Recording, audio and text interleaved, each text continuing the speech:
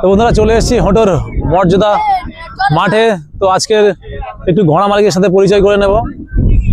তো দাদা কেমন আছেন? ভালো আছে। আপনার নাম কি? সাদ্দাম মন্ডল। আপনার বাড়ি কোথায়? বাড়ি ক্যানিং থানায় বধুখোলা। ঘোড়াটি নাম কি রেখেছেন? লাল বাচ্চা। লাল বাচ্চা। তো আজকে মাঠে কখন এসেছেন?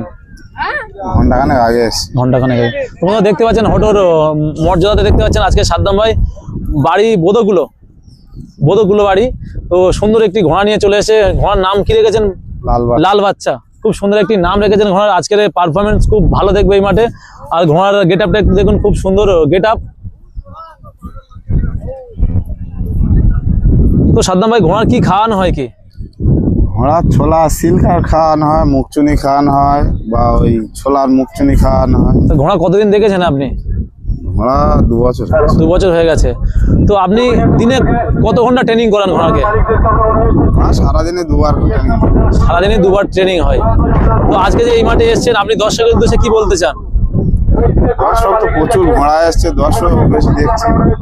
মানে আজকের অনুষ্ঠান এখানে ভালো হবে? খুব ভালো হবে। বা আপনার ঘোড়া কেমন খেলবে একটু বলতে পারবেন? মোটামুটি ভালো পারফরমেন্স করবে আশা আছে।